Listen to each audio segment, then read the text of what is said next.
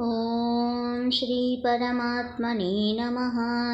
अथ एकादशोऽध्यायः। अर्जुन उवाच मदनुग्रहाय परमं गुह्यमध्यात्मसंज्ञितं यत्त्वयोक्तं वचस्तेन मोहोऽयं विगतो मम। भवाप्ययौ हि भूतानां श्रुतौ विस्तरशो मया। त्वत्तः कमलः पत्रक्ष माहात्म्यमपि चाव्ययम्।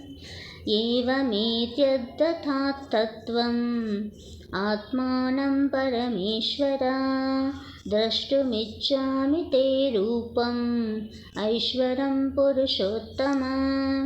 मन्यसे यदि तच्छक्यं मया द्रष्टुमिति प्रभो योगेश्वर ततो मे त्वं दर्शयात्मानमव्ययम्। श्रीभगवानुवाच पश्य मे पार्थरूपाणि शतशोतसहस्रशः नानाविधानि दिव्यानि नानावर्णाकृतीनि च।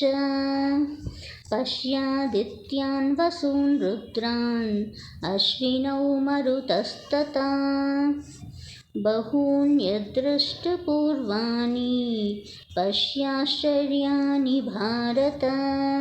इहैकस्तं जगत्कृत्स्नं पश्याद्य सचराचरं मम देहे गुडाकेश यच्चान्यद्द्रष्टुमिच्छसि न तु मां शक्यसे द्रष्टुम् अनेनैव स्वच्छचक्षुषा। दिव्यं ददामि ते चक्षुः पश्य मे योगमीश्वरम्। सञ्जय उवाच एवमुक्त्वा ततो राजन् महायोगेश्वरो हरिः दर्शयामास पार्थाय परमं रूपमैश्वरम्। अनेकवक्त्रनयनम् अनेकाद्भुतदर्शनम् अनेकदिव्याभरणं दिव्यानेकोद्यतायुधम् दिव्यमाल्याम्बरधरं दिव्यगन्धानुलेपनं सर्वाश्चर्यमयं देवम् अनन्तं विश्वतोमुखम्।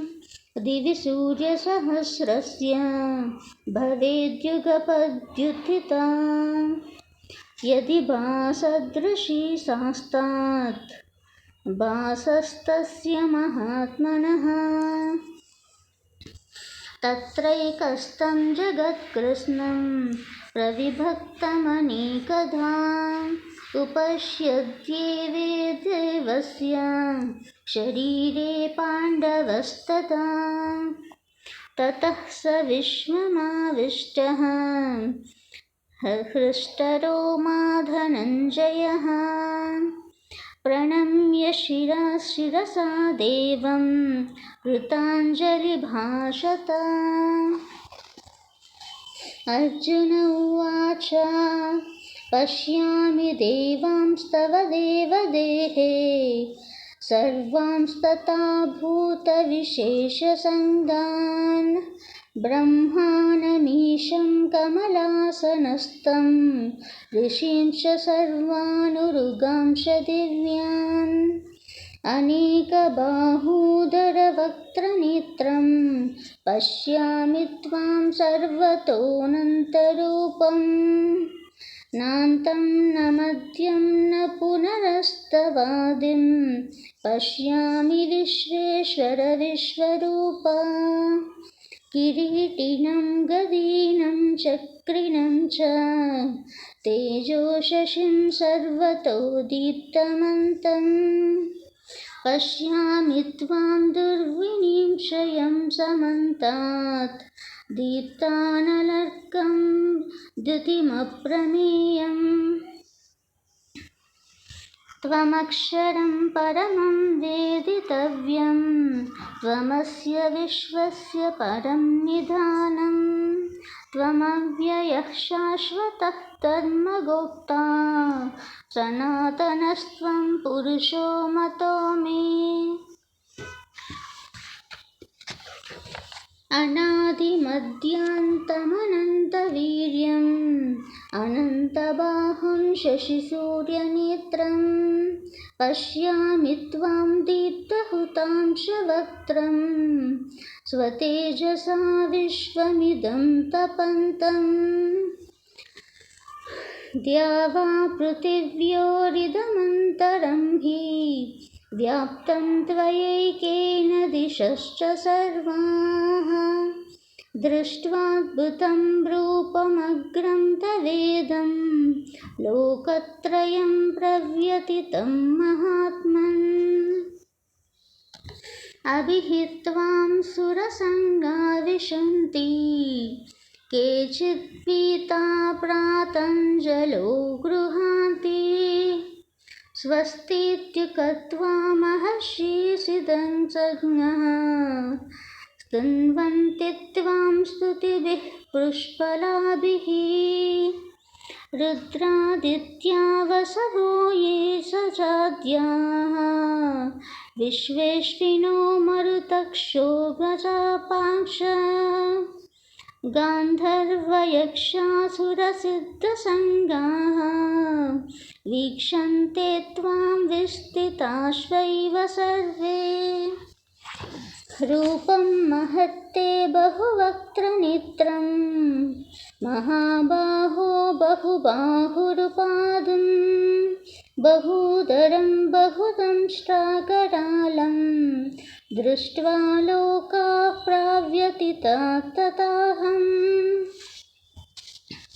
नभस्पष्टं दीप्तमनेकवर्णं व्याक्ताननं दीप्तविशालनेत्रं दृष्ट्वा हि त्वां प्राततितान्तरात्मा धृतिं न विन्दामि शमं च विष्णो। दंष्ट्राकरालानि च ते मुखानि दृष्टैव कालानलसन्निभानि दिशो न जाने न लभे च शर्मा प्रसीद देवेश जगन्निवास। अमी च त्वां धृतराष्ट्रस्य पुत्राः सर्वे सहैवावनिपालसङ्गैः भीष्मो द्रोणसूतपुत्रस्तथोऽसौ सहास्मदीयैरपि योधमुख्यैः।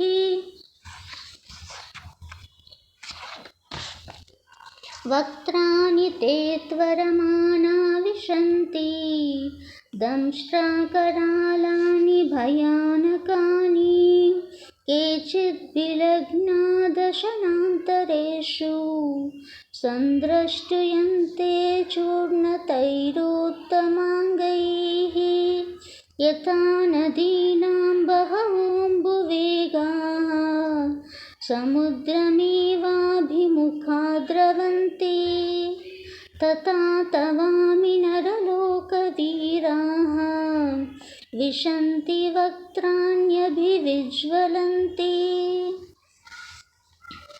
यथा प्रदीप्तं ज्वलनं पतङ्गाः विशन्ति नाशाय समुद्भवेगाः तथैव नाशाय विशन्ति लोकाः तवापि वक्त्राणि समुद्रवेगाः। लेलिह्यसे ग्रसमानसन्तानं लोकान् समग्रान् वदनैज्वलद्भिः तेजोभिरापूर्य जगत्समग्रं वासस्तवोग्राः प्रतपन्ति विष्णो। आख्याहि मे को भवानुग्ररूपः नमोऽस्तु ते देववर प्रसीद। विज्ञातुमिच्छामि भवन्तमाद्यं न हि प्रजानामि तव प्रवृत्तिम्। श्रीभगवानुवाच कालोऽस्मि लोकक्षरकृत्तवृद्धिः लोकान् समाहर्तुमिह प्रवृत्तः ऋतेऽपि त्वां न भविष्यन्ति सर्वे एव तितापत्तानिकेषु योधाः तस्माद्यमुनिष्टह्य शोलभस्त्व जित्वा शत्रून् सङ्गवा सज्जं समुद्भम् मयैवैते निहता पूर्वमेव निमित्तमात्रं भव सव्यसाचिन् द्रोणं च भीष्मं च जयद्रथं च कर्णं तथान्यानपि योधवीरान् मया हतास्त्वजहिमा व्यतिष्ठः युध्यस्व जेतासि रणे सपत्नात्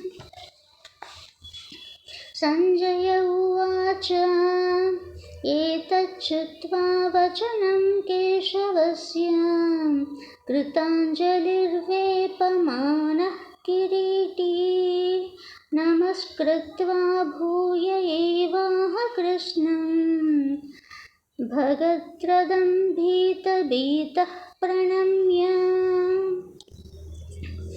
अर्जुन उवाच स्थाने हृषीकेश एव प्रकीर्त्या जगत्प्रहृष्यत्यनुञ्जयते च रक्ष्यांसि भीतानि दिशो द्रवन्ति सर्वे नमस्यानि च सिद्धसंज्ञाः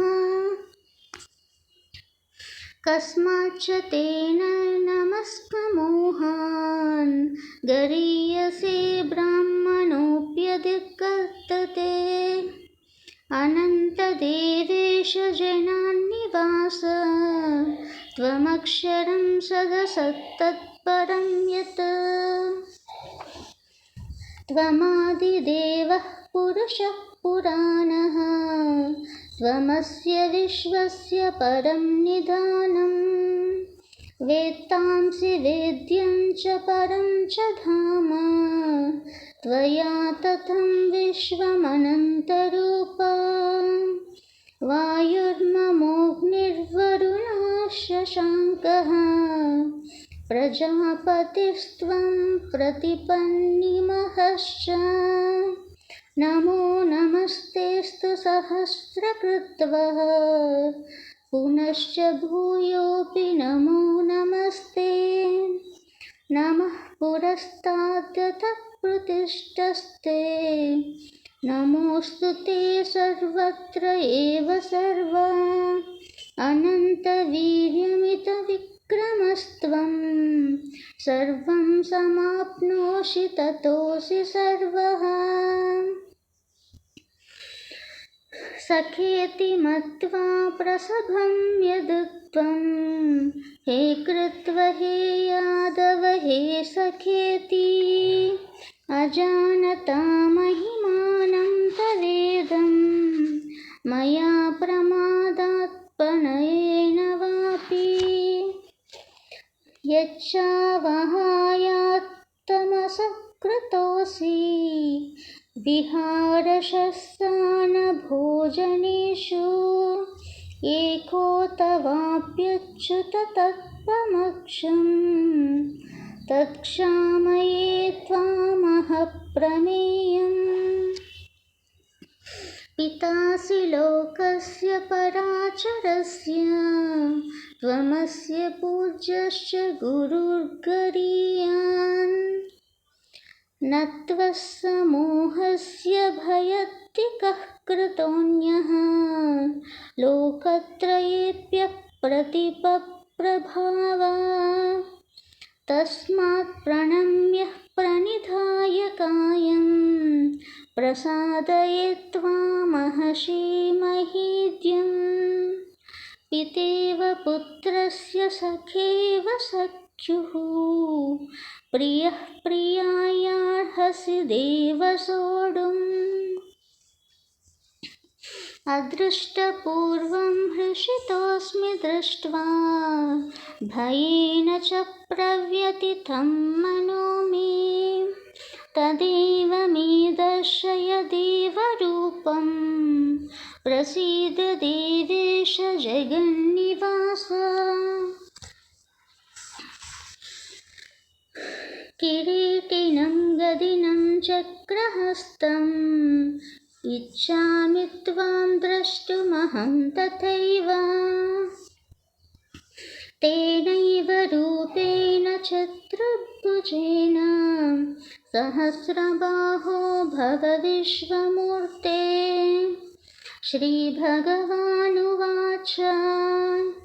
मया प्रसन्नेन तवार्जुनेदं रूपं परं दर्शितमात्मयोगात् तेजोमयं विश्वमनन्तमाद्यं यन्मे त्वदन्येन न दृष्टपूर्वम् न वेद्यज्ञानरदैर्न द्रोणः न च क्रियाभिः न तपोभिरुक्नैः एवं रूपः शक्य अहं नृलोके द्रष्टुं त्वदन्येन कुरु प्रवीर मा ते व्याथा मा च विमूढभावः दृष्ट्वा रूपं घोरमिद्रमेढम् व्यप्रेतभिप्रीतमनः पूर्वरस्त्वं तदेव मे रूपमिदं प्रणश्य सञ्जय उवाच इत्यार्जुनः प्रसूतिं देवयोक्त्वा स्वकं रूपं दर्शयामास भूयः आश्वासयामास च भीतमेनं भूत्वा पुनः वैव्यपनुपमात्मा अर्जुन उवाच दृष्ट्वेदं मानुषं रूपं तव सौम्यं जनार्दन इदानीमस्मि संवृत्तः सचेता प्रकृतिं गतः श्रीभगवानुवाच सुदर्शनमिदं रूपं दृष्टवानसि यन्मम देवा आप्यस्य रूपस्य नित्यं दर्शनकाङ्क्षिणः नाहं वेदैर्न तपसा न दानेन न चेज्यया शक्य एवं विधो द्रष्टुं दृष्टवानसि मां यथा भक्त्या त्वनन्या शक्यः अहमेवं विधोऽर्जुन ज्ञातुं द्रष्टुं च तत्त्वेन प्रवेष्टुं च परन्तप मत्कर्म कृत् मत्परः मद्भक्तः सङ्गवर्जितः निर्वैरः भक्तभूतेषु यः स मामेति पाण्डव ॐ तत्सत् इति श्रीमद्भगवद्गीतासु उपनिषत्सु ब्रह्मविद्यायां योगशास्त्रे श्रीकृष्णार्जुनसंवादे विश्वरूपदर्शनयोगो नाम एकादशोऽध्यायः।